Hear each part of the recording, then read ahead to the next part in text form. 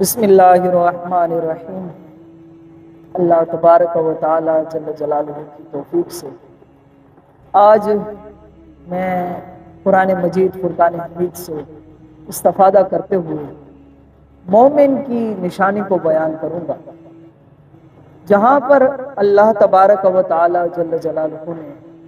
مومن بندے کی نشانیوں کو بیان کرتا ہے،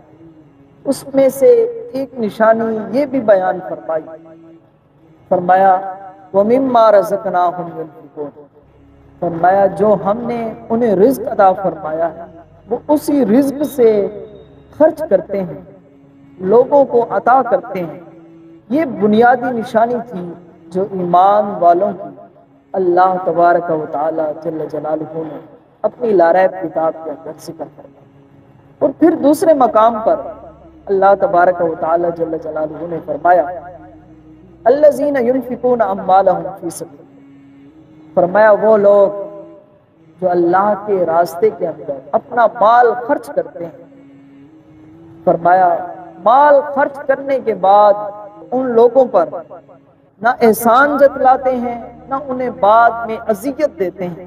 فرمایا ان لوگوں کے لیے لہم اجرہم عند ربہم، فرمایا ایسے لوگوں کے لیے اللہ تبارک و تعالی جل جلالہ کے ہاں بہت بڑا اجر و ثواب ہے۔ جہاں کہیں بھی اللہ تبارک و تعالی جل جلالہ نے مومن بندے کی نشانیوں کو ذکر فرمایا، وہاں یہ ذکر بھی فرمایا کہ مومن بندہ جو ہے وہ ہر وقت اللہ کے راستے کے اندر خرچ کرتا ہے۔ یہ مومن کی بنیادی نشانی جو ہے اللہ تبارک و تعالی جل جلالہ اپنی لاریب کتاب کے اندر ذکر کرتا ہے۔ اس کے بعد اب احادیث رسول صلی اللہ علیہ وسلم کی روشنی میں اسی بات کو سمجھیں گے کہ جو لوگ اللہ کے راستے کے اندر خرچ کرتے ہیں ان کا کیا اجر و ثواب اللہ کے رسول صلی اللہ علیہ وسلم نے ذکر فرمایا۔ مسند احمد بن حنبل میں امام احمد بن حنبل رحمۃ اللہ تعالی علیہ نے اپنی مسند کے اندر حدیث مبارکہ لائی ہے،